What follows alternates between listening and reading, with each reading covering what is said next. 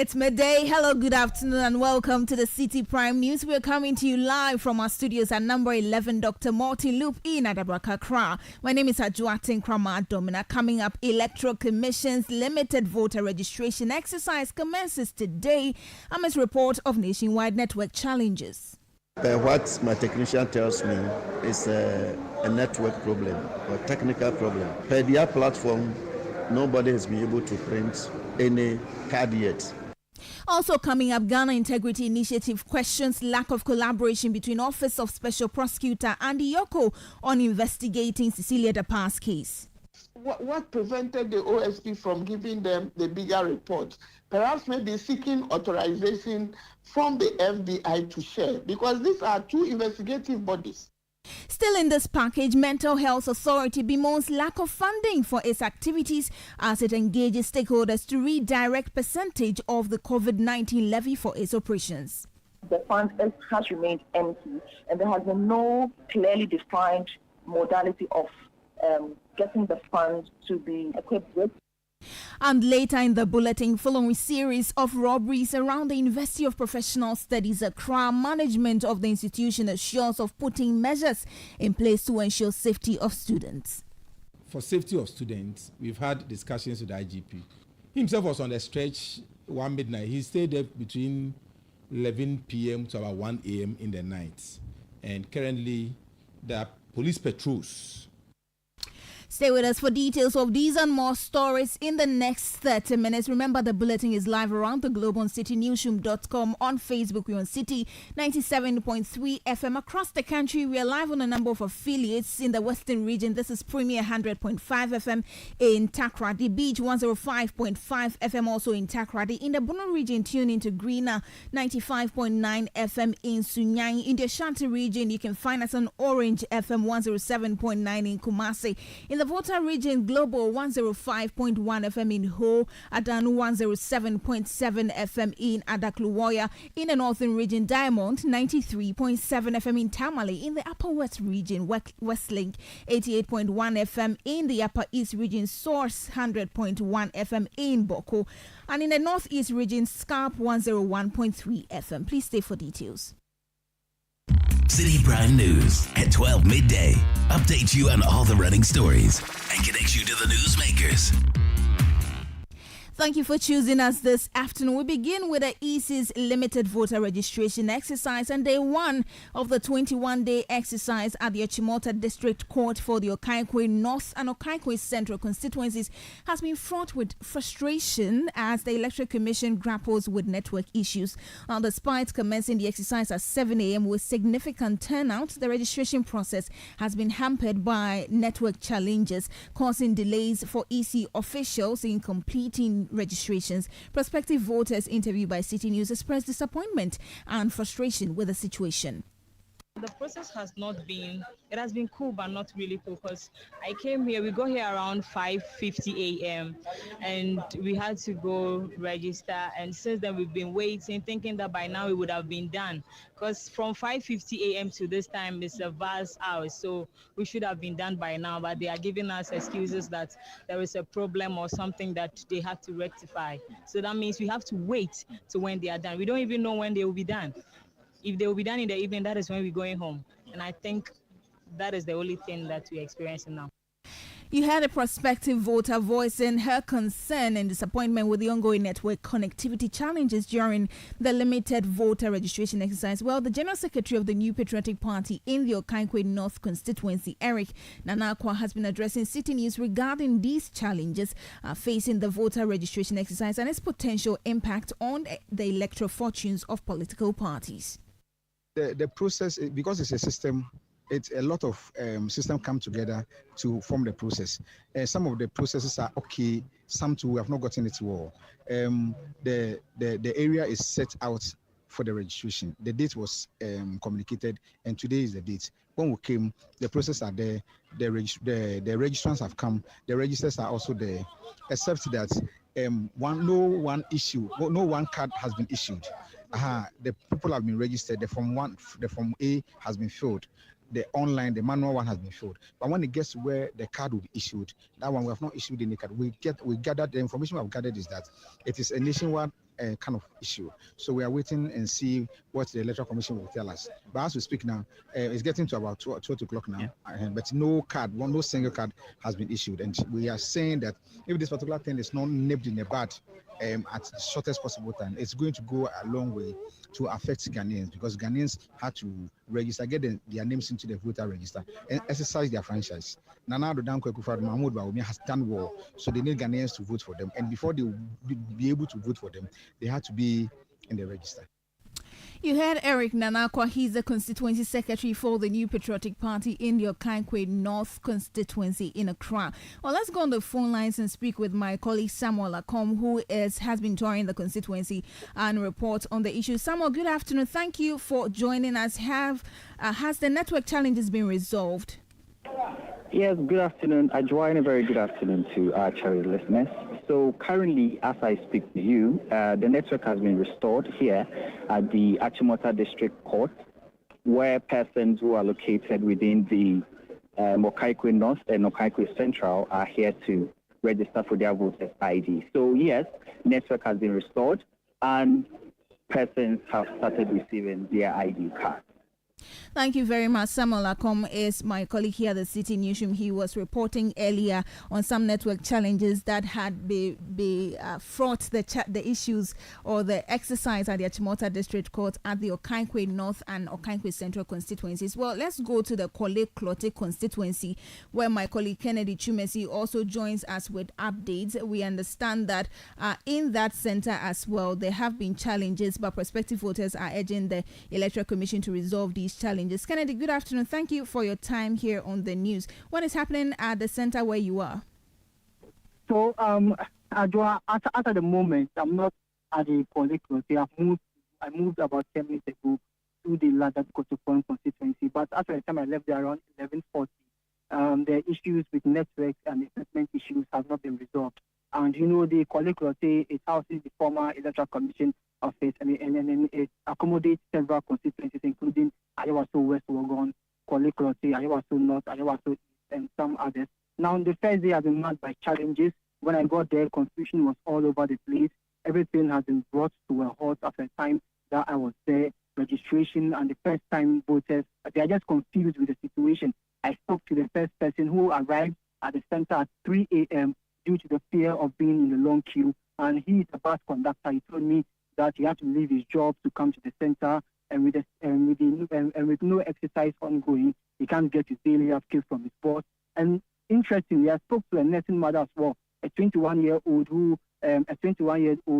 mother who was also in the queue with the first person that came at 3 a.m. And she's just frustrated, and even persons were helping her because of the heat and some other issues.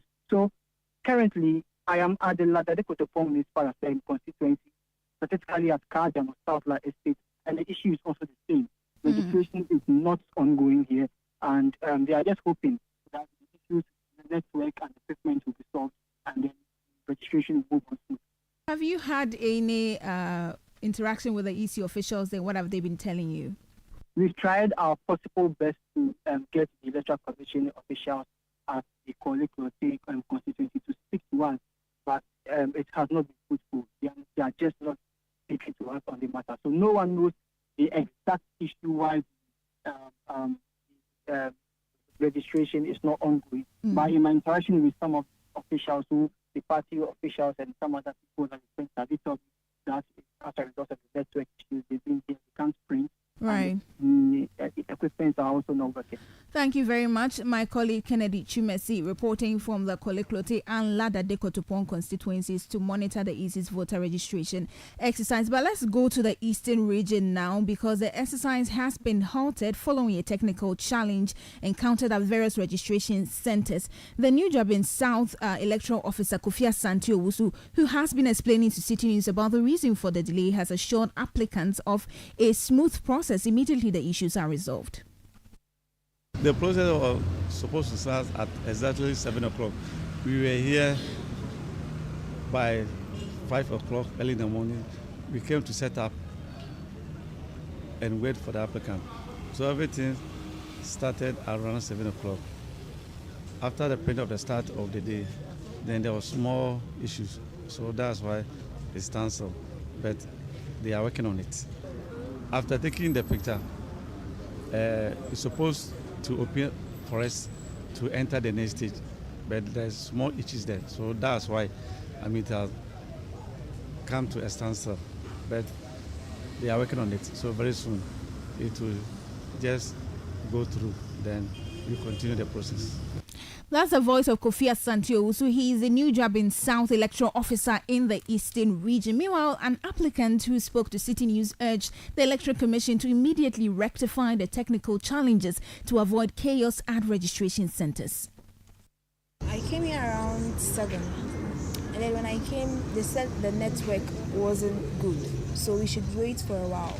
So the network came, and then it's not in again, so we are still waiting for the network to come before they can start the process.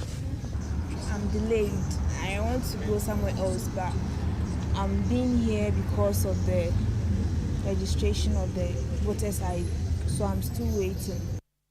You had an applicant at a registration center in the Eastern Region. Well, let's go live to the region now and speak with our correspondent, Neoni Amate Kanaku. Good afternoon, Kanaku. Have the challenges encountered this morning been resolved?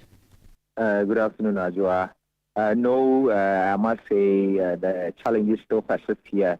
After moving from the New Jabin South Municipality EC office, I went to the New Jabin North, and I'm currently here in the Lower Manya Krobo, the Electoral Commission office here at Nwaso, where the challenge still persists.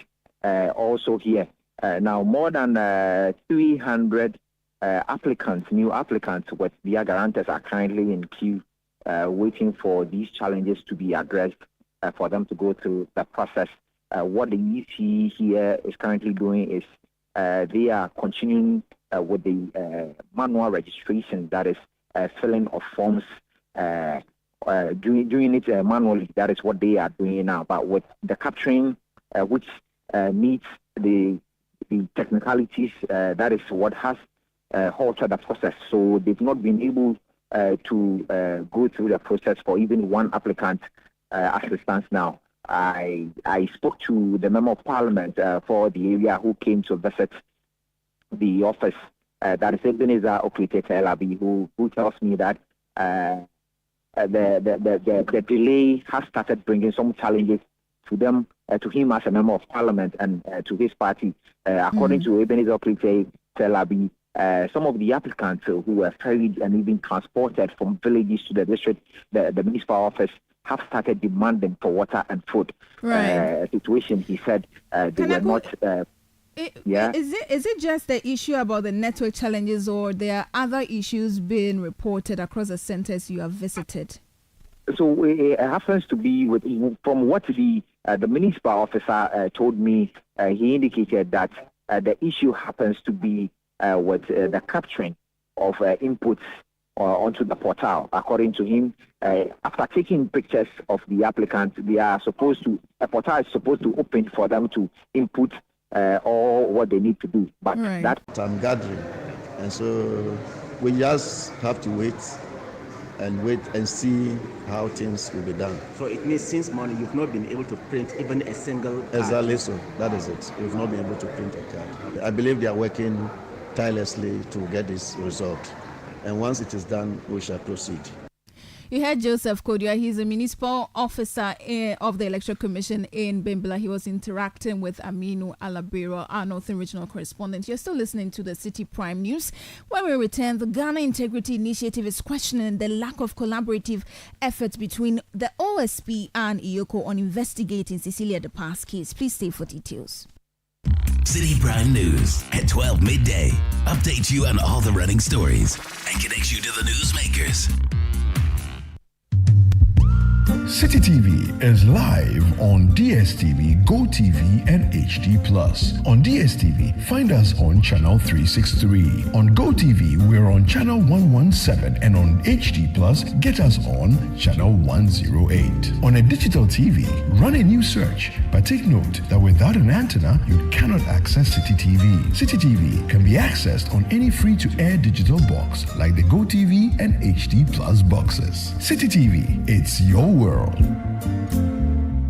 Wherever you day, my mama, I just want to say thank you. Ladies and gentlemen, it's that time of year, Mother's Day. Celebrate that special woman in your life with a delicious and heartfelt Mother's Day dinner. Treat her to delicious meals prepared with love and care, just like from her kitchen. Let Mama sip on handcrafted cocktails. Let's all join Mama dance the evening away with great live band music from Inchin Band in a warm and welcoming atmosphere at the Citi TV Mother's Day dinner. It's our turn to show appreciation and gratitude for all her sacrifices with a beautiful dinner. Date, Sunday 12th May 2024. Venue, inside the Alisa Hotel Pavilion, Northridge, Accra. Time, 4 p.m. Rate, 450 Ghana cedis. Don't miss this opportunity to show your mother how much she means to you. To reserve your table now for the Citi TV Mother's Day dinner, call 0205 973 973. The Citi TV Mother's Day dinner is powered by Citi TV with support from 97.3 Citi FM. And it's proudly sponsored by GTP, Dano Milk, Verve Duvernay, and Long Mountain. God bless you, mama. God bless you. Citi Prime News at 12 midday. Update you on all the running stories and connects you to the newsmakers.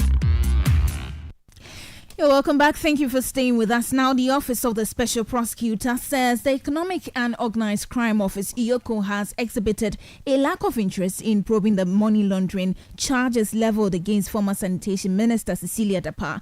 The OSP forwarded its docket on the former Sanitation Minister to EOCO for onward action, but EOCO's Executive Director, Mame Atiwa Adudankwa, in a media interaction yesterday at the 14th Commonwealth Regional Conference of Heads of Anti-Corruption Agencies in Africa, disclosed that steps were being taken to return the docket to the OSP. While speaking to Citi News, the Director of Strategy, Research and Communications at the Office of the Special Prosecutor, Samuel Apiadako, says there is enough evidence on the docket. His outfit forwarded to EOCO to investigate the matter. Madame DePa and the husband, when they were being interrogated by the OSP, said that part of the money that we retrieved from her residence was brought to them from the United States of America. So we had to pursue the money. Now, we pursued the money and discovered who it was in the United States of America. We did a conference interrogation with that person and then Ms. DePa and the husband. The woman in question in abroad did say that it is not true that the monies that they are claiming that was from America is actually from her.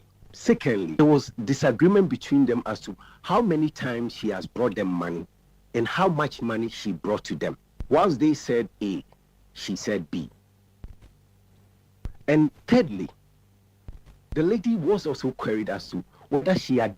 The other example, which is on the docket, is that Madame DePa and the husband and everybody claimed that the money was from the deceased brother. Now, OSP went to a great length of establishing that that cannot be true. And what did we do? We even went to the factory that Mrs. DePa said was owned by deceased brother, and we were able to show, including pictures and everything, that the factory has not been operational. And even if it was operational, it couldn't generate the money. she claimed the deceased brother had. Now, all these things are well documented and on the file. And the point we made was that we as OSP do not have the power to investigate money laundering. So you as Yoko, please take it up and then do your investigation and then see what you can do. So we sent a fat docket to them that contains probable evidence, not fishing evidence.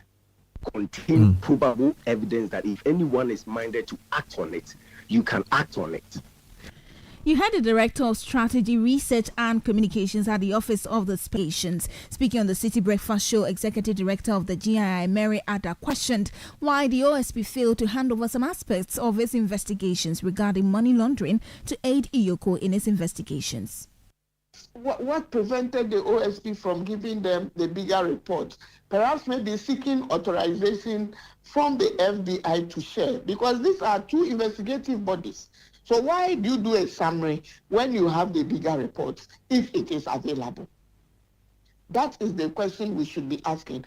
And now Yoko is saying they didn't give them information. And remember, money laundering should be predicated on some crime to be able to be investigated, as they have said, and the Attorney General in his write-up or advisory has said.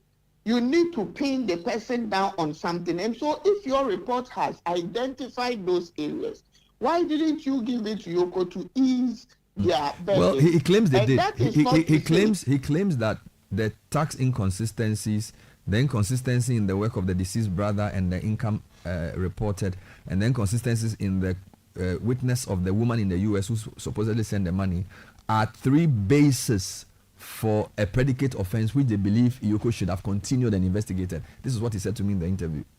So you are conducting an investigation and you identify that you have challenges. You ask the person who has given you the whistleblower complaint to give you the information they have, and then you do not respond to the person. It's not, I don't know how, but I know that they have a working relationship, and so that is how come they would have submitted these documents. You heard Mariada. She is Executive Director of the Ghana Integrity Initiative, and she was speaking on the City Breakfast Show.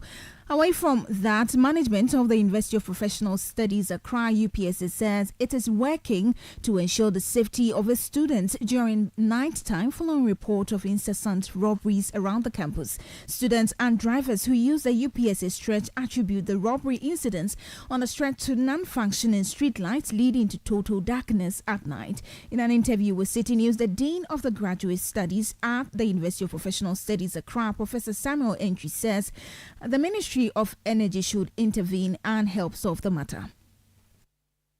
There have been instances where a student have had knife cuts because he tried to struggle with the thieves in giving away his mobile phone. So it's problem with staff, problem with students, and that is where the hostels are. For safety of students, we've had discussions with the IGP. Himself is a former student of our university, so he really has this university at heart. So himself was on the stretch one midnight. He stayed there between 11 p.m. to about 1 a.m. in the night, and currently there are police patrols. Just that the stretch is a little bit long. So let's say if the patrol move from one end to the other, whilst they are at the other end, petty thieves can attack both students and committee members who are using the stretch. The best shot is to have the lights on. That was the Dean of Graduate Studies at the University of Professional Studies, UPSA, Professor Samuel Entry. Now, the Mental Health Authority has commenced engagements with the government and other relevant stakeholders over its proposal to redirect some percentage of the COVID-19 levy to help address mental health challenges. The authority has over the period bemoaned the lack of funding for its activities, calling for the allocation of 1% of the COVID-19 levy towards its activities. Now, speaking to City News, Head of Communications at the authority, Dr. Nanekia Dansua Nyama, called for more interest from stakeholders in ensuring sustainable financing for the Mental Health Authority. since the inception of the Mental Health Fund, which is structured in our Mental Health Act, the law, 846 of 2012, the fund has remained empty, and there has been no clearly defined modality of getting the fund to be equipped with some resources to enable the authority to run its activities. And thus, yes, the COVID levy is one of those that have been proposed, that some funds from that can be channeled into the mental health fund. Also, the steam taxes, so that means some taxes on sugar, alcohol, and other taxes that are available. The authority has proposed in conjunction with the mental health board that some of these can be looked at. So sustainable financing of mental health in the country would be a thing of the past. This narrative has been said over and over again. We are hoping that some attention is paid to these suggestions, and we can have some steps made to ensure that there's sustainable financing for mental health in the country. You know that procedures by which these engagements are done, and also it won't just be done using media platforms. So there's lobbying, there's engaging stakeholders at different fora, and of course some formal writing being done. Well, as part of efforts to commemorate May as the Mental Health Awareness Month globally, the authorities urging organizations to take steps to increase mental health support for their employees to maximize work output and increase productivity. The fact of the matter is our physical health and our mental health are very interlinked, and our mental health affects our productivity. And a study has indicated clearly that in Ghana, 7% of GDP is lost as a result of people not being optimal in their mental health. And effects of poor mental health within workplaces has many connotations, so that you might have issues like presenteeism, where people will show up physically at work, but they are not productive. Absenteeism, they are not around, and of course, people being having to be disengaged among others because they've not necessarily received the necessary support they have. So, not having staff or employees who are well physically, mentally, does not help businesses, and it makes good businesses to invest in ensuring that the well-being of staff is optimized. Dr. Nanekia Dansua-Nyama is a psychiatrist and head of communications at the Mental Health Authority. Now, education think tank Africa Education Watch has raised concerns about the student distribution ratio in senior high schools, which it says is affecting the quality of education in the country. This follows a recent decision by the Ministry of Education to associate all low-performing and new schools to grade A schools, aiming to use them as role models to elevate overall performance. In an interview with Citi News, a senior programs officer